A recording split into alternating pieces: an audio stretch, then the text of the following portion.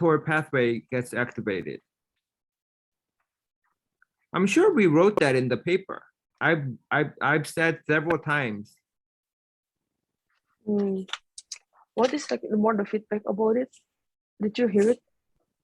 Yeah, so that's the feedback. So we have. So do you have any idea like before I discussed it with Eugene and Liam? We discussed should we like try to finding like off-label drug about the like maybe other drug like everolimus or temsirolimus that how they work for another cancer type. Because like I think for the thyroid carcinoma we didn't find it how it like the mechanism it works.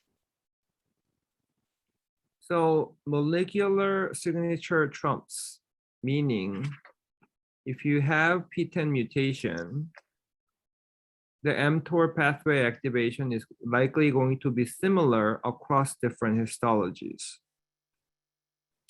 So it doesn't matter if it's temsirolimus or sirolimus or everolimus, it's going to be okay.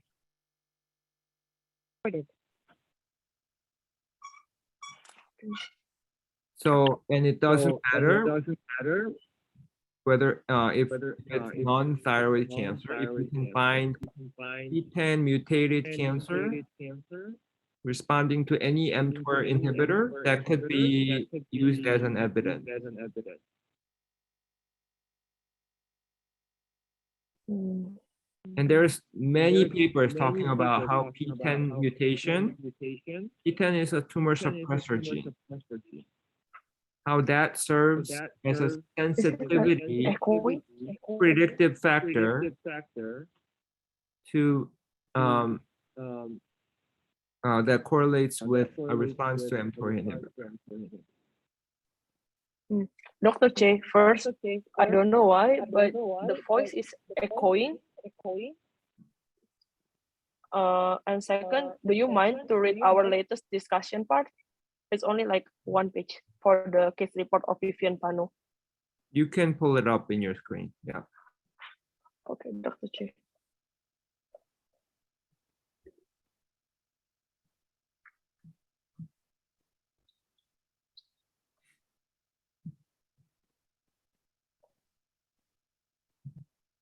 So which part? This one, the discussion one. I think for the discussion part, we already quite talk about the mutations, but he said like there's no like really like exactly explanations. Right.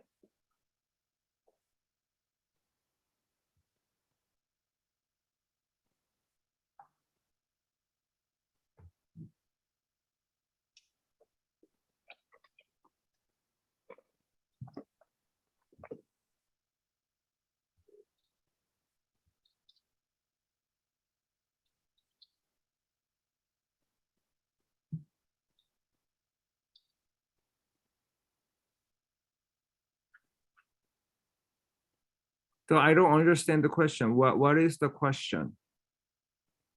So the feedback from them is like this discussion hasn't shown like a really exact mechanism that they want for its being fact that this drug is work for this tumor cell.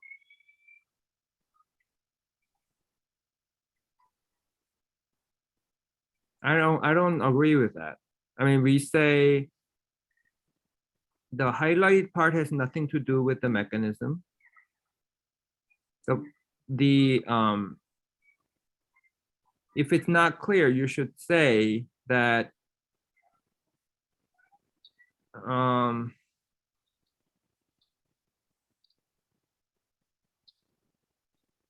we suspect that the reason that temsirolimus works so well in this patient is that patient tumor harbored PTEN mutation, which is known to be sensitive to mTOR inhibitor. And you can cite many preclinical papers, clinical papers in different histologies with different mTOR inhibitors. I'm sure you can find many. Okay. because yeah, we need to submit this case report again. It's being turned off for a couple of weeks, so and we need to revise it again. So who is the main author?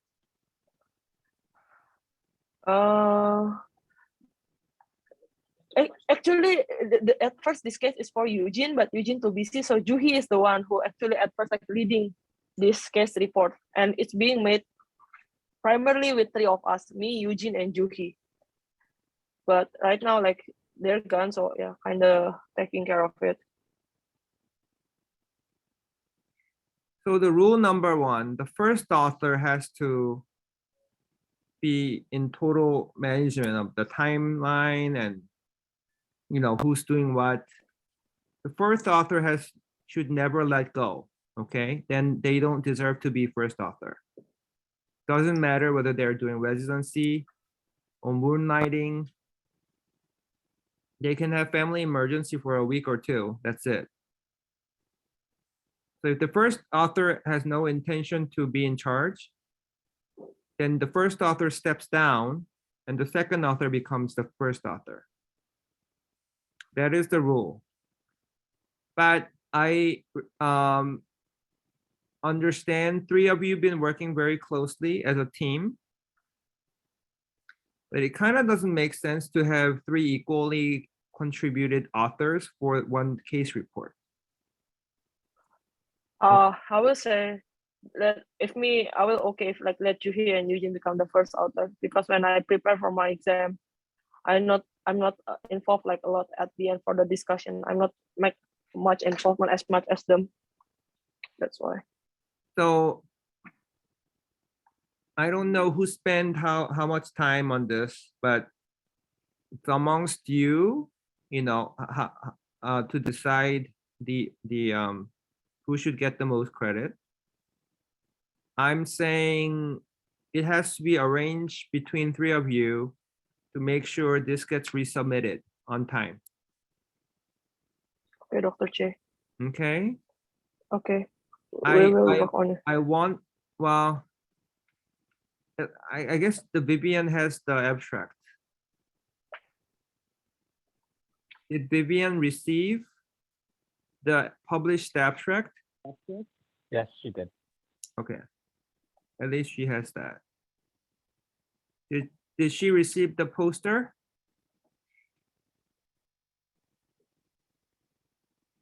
That I'm not sure.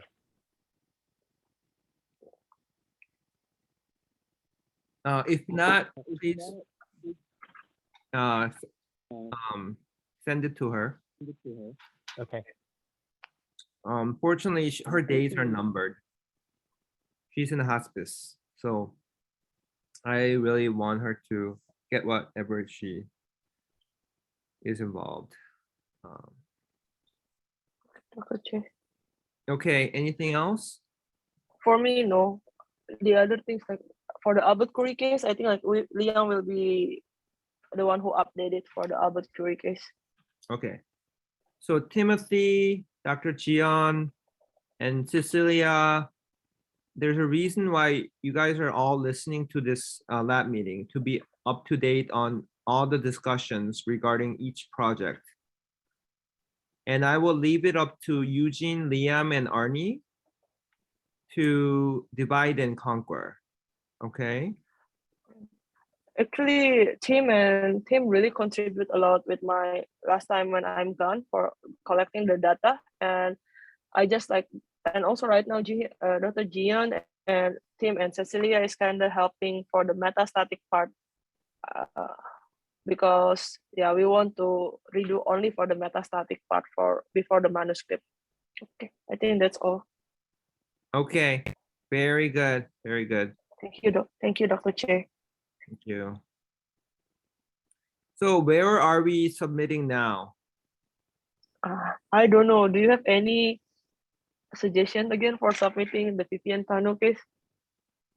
So usually I say number 1, 2, 3. Liam, do you remember for this? So where did we submit it so far? I don't remember off the top of my head, but I'm sure we have it written down in in the folder. Great. Mm, So where did we submit, Arnie? Before we try to submit the first one into this GCO and we get rejected. Was it JCOPO? Yes. GCO PO, we get Okay. rejected. Okay. That's the first one we submitted. Mhm. After that, we got the feedback, and from that we haven't I think we haven't resubmitted again, Liam. When No, I'm not yet. not yet, not yet. Hmm.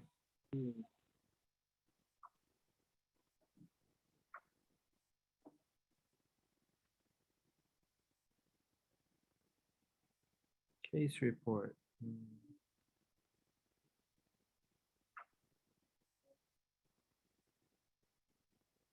So Liam, look into journals that actually take case reports, because now fewer journals are taking case report,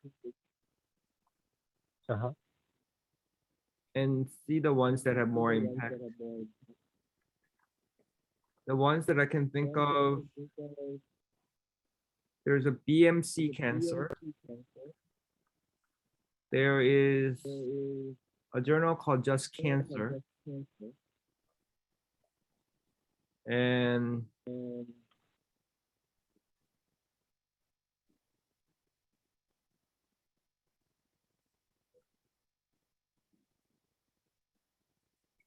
there is a journal called Future of Oncology. Look into that. Okay.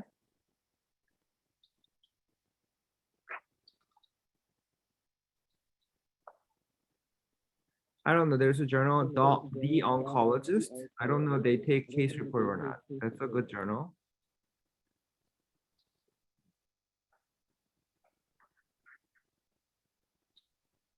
Yeah, let's leave it like that. Okay. We will try to update you again after this. Okay, Thank you, Dr. Che. no problem. Timothy, tell me about your experience in the lab. What did you do and what did you learn? Hello, Dr. Che. Long time no see though. But yeah, I don't know. It's been a really good experience. I've learned definitely a lot more than I expected to, both in terms of like cancer, but also like doctor and patient relationships, as well as research in general. Because I think I'm very new to everything actually. I've just been doing like academia for this past like 3 years, so it's been really good. Yeah, just working with everyone and contributing to like a lot of different projects at the same time. I think it was like a fast track of just experiencing a lot of different things. So Hmm. He's been thrown into the deep end since he got here. So he's been doing a lot of work for us. He was helping a lot with the data collection, with our SITC abstracts, also for Arnie, and also with Eugen, the MRD paper, with Suwon and Sebin as well. And he's also doing Casemakers. So he recently finished editing the Vivian Panu video. Okay. So one quick question regarding that is, so for her video, she actually incorporates a lot of her faith story into most of the interview questions. So we are able to definitely put it on GVM, but is it okay for us to just upload the same video to Pacemakers as well? So if Or it, to confirm I it mean, with we you? didn't, what did we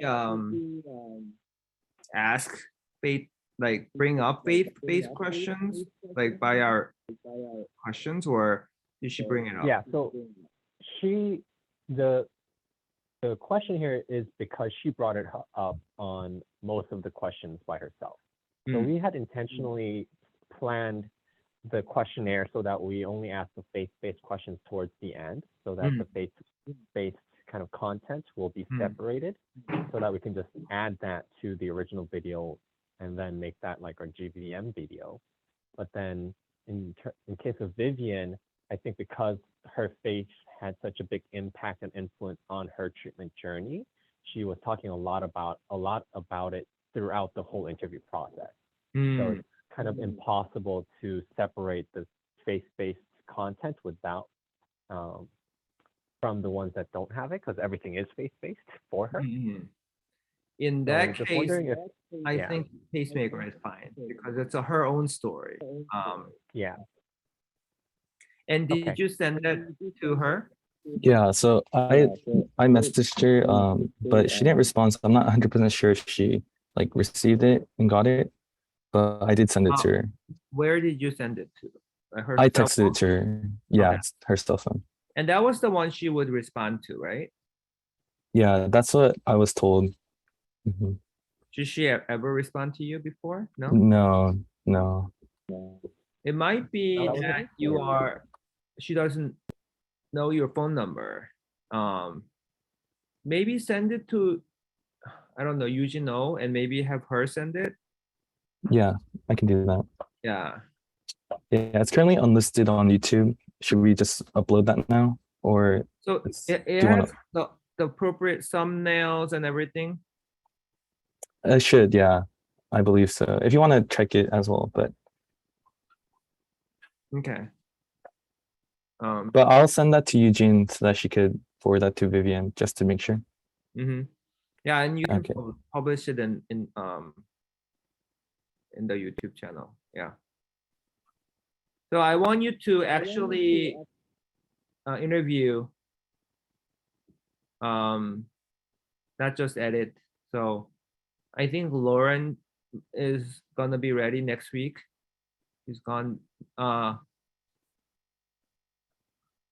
So Lauren's good, but you can choose anyone that it's in the candidate list. Yeah, I think just to update that as well. Suwon asked me to like do the become point man for that pacemakers interview. Hmm. And so I've been texting her and we had planned for tomorrow actually to Hmm. do the interview. So but she hasn't confirmed that with me yet. So I don't know With 100%. who? Lauren. Lauren B. So, but you didn't make an appointment with her. No. So Suwon gave me some dates that had worked with her, but she's not here obviously to do the interview. So she gave me her contact information. And so I asked her if she's still available for the times that she had given Suwon. And she said, yes, Wednesday afternoon will work. And so that's Yeah. tomorrow. Mhm. Oh, that's tomorrow. Yeah. So Yeah. that's Yeah. she's gone Friday, but she's available tomorrow. Yeah. So interview her tomorrow. And also Liam, remember the Instagram? So we should take a pic photo and post quotes as well. Mhm. So if you can start doing that with other projects, that would be good. Okay. Yeah, and just regarding the interview for tomorrow, I'll be accompanying Tim and Cecilia. So Cecilia is going to be like the main person for the interview. And then this way I can teach them both how to use the equipment, and Tim can also learn the interviewing process. And then they can do like the future interviews as they come up. Makes sense. Mhm. And then just one more update for Tim. He's been very, very productive this past month or so. So him and Suwon, again, very helpful for the abstract submissions. They also was able to help me with the discordant cases for the Natera list. So we were able to finish that, and we sent that over to the Natera folks. And we just wanted to share an update in case you were just curious. Yeah. So Show me. Tim helped me create like a summary of our findings There's from our echoing. data set. Yeah. Yeah. Maybe it's your microphone. If I mute Can myself, you mute? Yeah, then we're good. Yeah. Oh, what? So only one person can turn on their mic at the same time. Oh, really? That I'm not sure. But anyway, so yeah, I've asked him to create like a Yeah, brief yeah, maybe summary. you all have to use the earphone. It's weird because we all are using earphones. Really? Then why is Yeah. it echoing? Hmm. Maybe it's my phone, but anyway. Yeah, so I've asked him to make the summary and he will present our findings. Yeah, I can. Is the video not working for you, Liam? Yeah, I currently don't have a camera. I'm in the lab. I don't have like my laptop, so I can't turn on my Oh, okay. camera. Yeah. So Yeah. keep going. Yeah, I can just share my screen because I have like a summary document. Yeah, should be right here.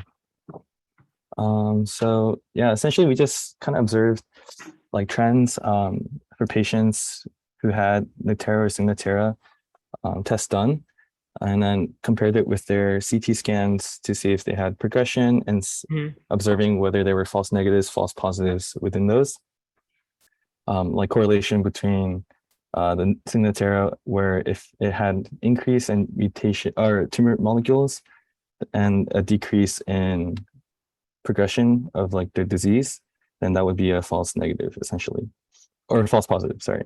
So yeah, we just did a general summary, like describing what each of the things meant within our Google Sheets that we sent to the company. And there's also a legend. I'll show the actual like data itself soon, but yeah, it just kind of shares everything, explaining the Google Sheets itself.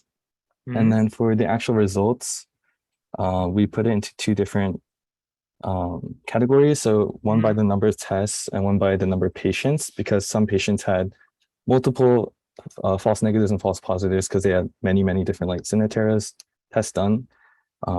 So yeah, we separated into two categories, and yeah, these were the results. So we had a large amount of like false negatives for both cases, and yeah, I'll explain the certain and uncertain.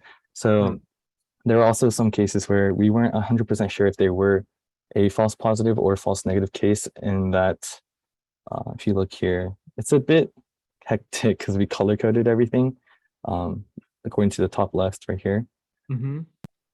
But yeah, there were some cases where we had to assume that they were false negative or false positive because the information wasn't quite clear.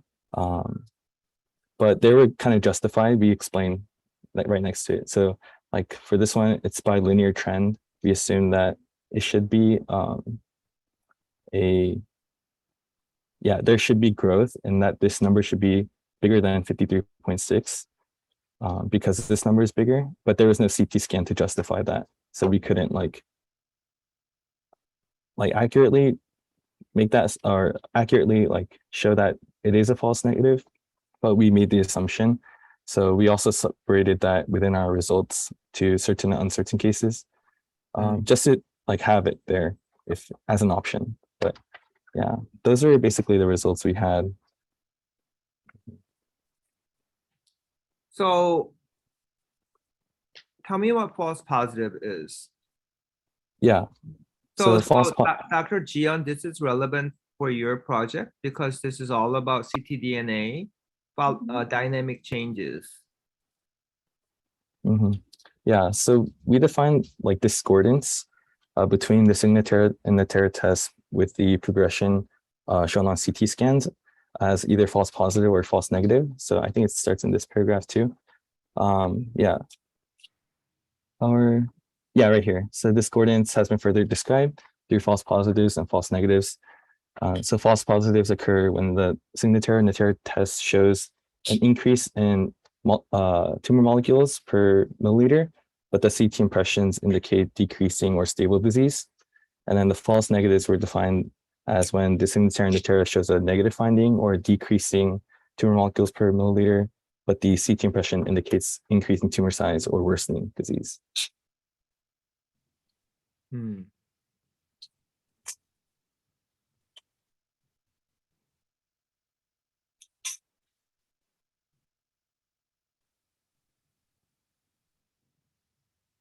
So are these all stage 4? Let me just double check. I'm not sure if we put the staging actually. So yeah, this was, I think, a list given by the company, list of patients given by the company. But for some reason, like there were a lot of missing tests, like we couldn't find any indication of a test. So I'm not actually sure what staging they were.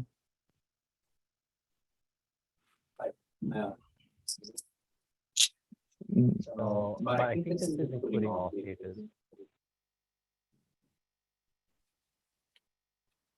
So I think that's important because two things.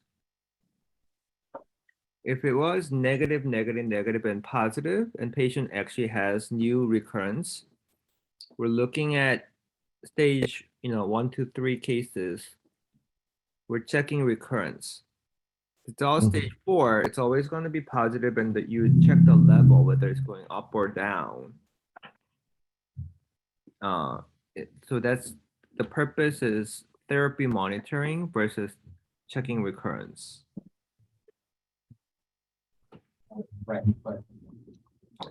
So they need to know in what circumstance Signatera was ordered. Was it to check for recurrence or to monitor therapy response? Okay. Were you gonna say something, Dr. Lee? So,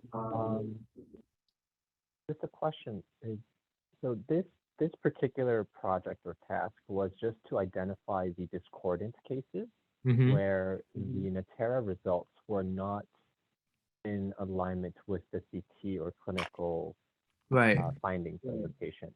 So anything that was discordant. So for example, CT scan is showing progression or enlarging lesions, but ctDNA test says, is downtrending, that will be false negatives.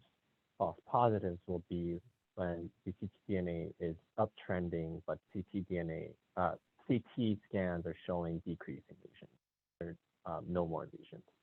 So that So was I the think primary kind of I think objective they're of all this. stage 4. Oh, okay. Is anyone persistently negative and positive? I think there were some patients that were consistently false negatives. Yeah, like this patient, David Fitzpatrick, Hmm. progression lung nodules, and they kept showing 0 for their Signatera tests. Okay. Anyone else? Um, Negative. there's this one is consistently false positive. Hmm. So they're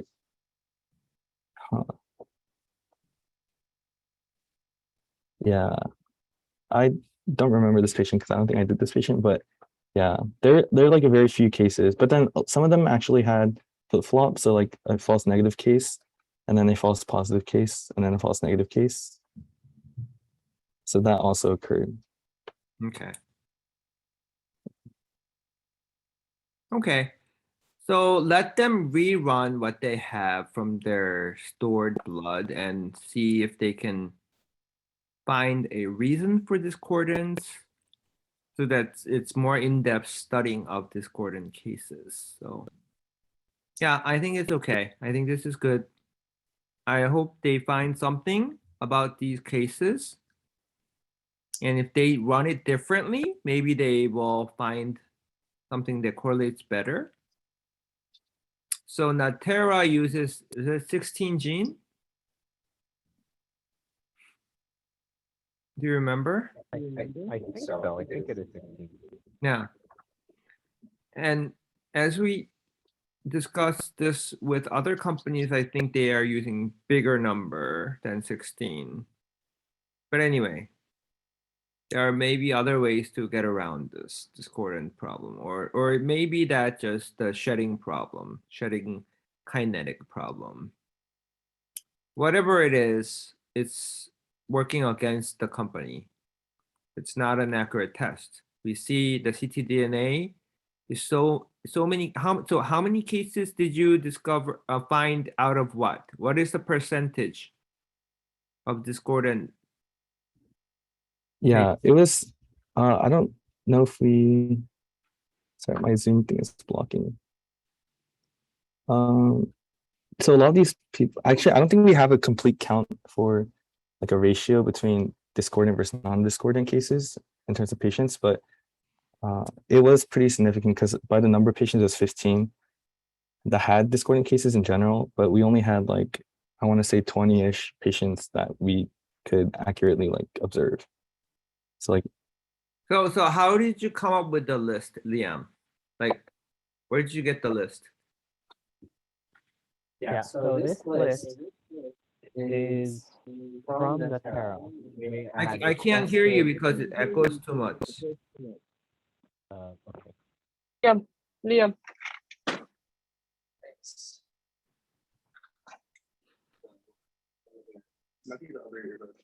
it should be the same, like left and right. Hello, can you hear me? Yeah. Okay. So we received two lists from Natera. One is a list of patients from you who have ever had a Signatera test ordered. And that is ever since you started ordering Signatera tests. The second list is from among those patients, only those who are after April 2022, because prior to that date, we already have the patient list and data from Singmi's data set. So this list is from April.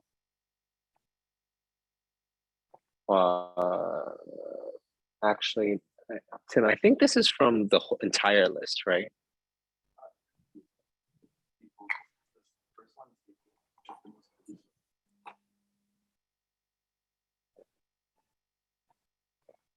Oh, right. No, yes. So this is the list of patients since April 2022, because the patients prior to that date, we already had the data. But then from the patients from April 2022, some of those patients already had prior Natera tests done. So that's why some of these tests are dating back to like 2021, or in some cases, I think late 2010s. Or are they all 2021? Okay.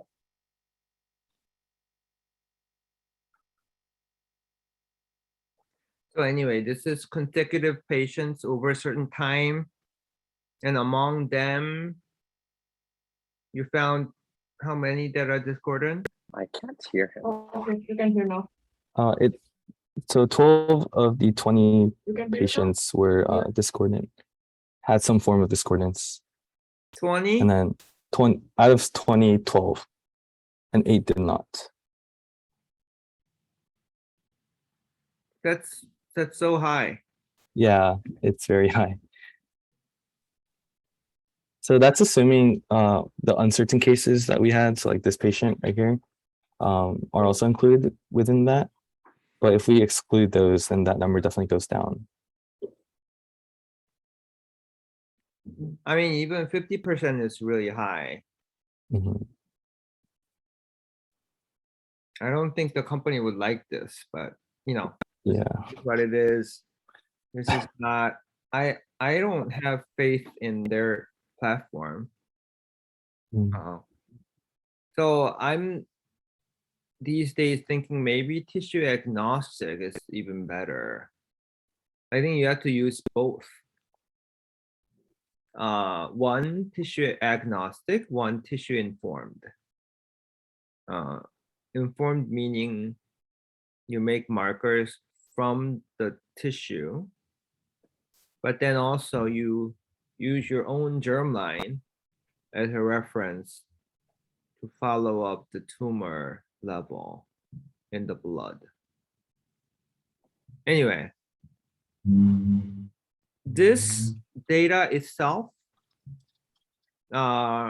is provocative, and I don't know what's better in terms of tracking therapy response, but this can be used to say that tumor-informed ctDNA approach may be inferior.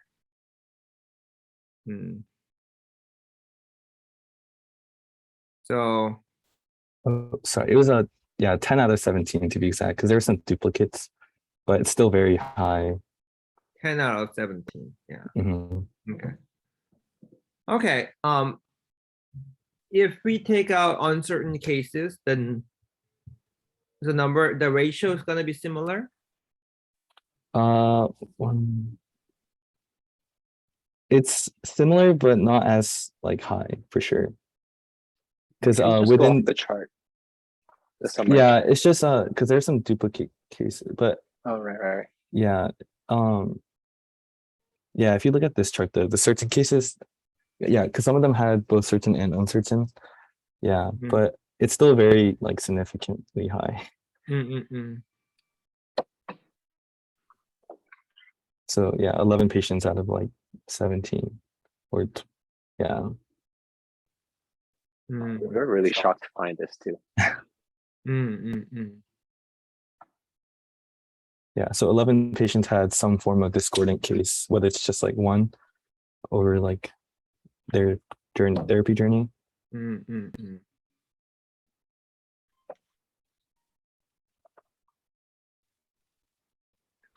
How about let's look at this.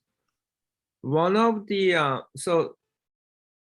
factor would be when was the biopsy that was done or the surgery done. They might have had a mastectomy, hysterectomy, lobectomy, far back. Okay, that might be the only tissue that we have, and that might be many years ago. Mhm. If you use that tissue as reference, may not be accurate anymore.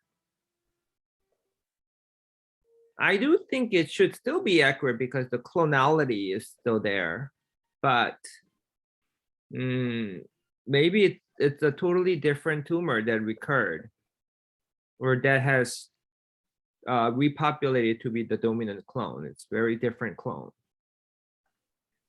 versus a fresh biopsy that when you track ctDNA on a given therapy, right before that therapy started, you have a biopsy. That's fresh biopsy. So let's figure out therapy start date and the biopsy or tissue collection date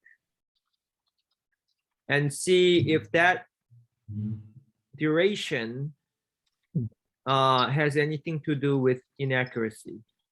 Yeah, I think we have the tissue collection date for some like for the ones we had here.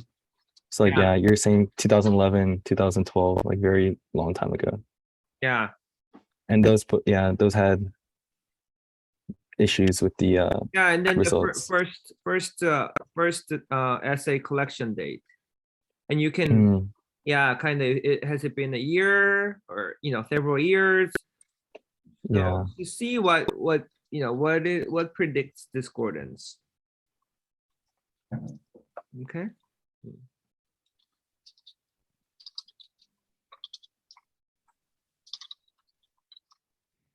Yeah, that makes sense. Thank you. No problem. So does Natera have the data now? Yes.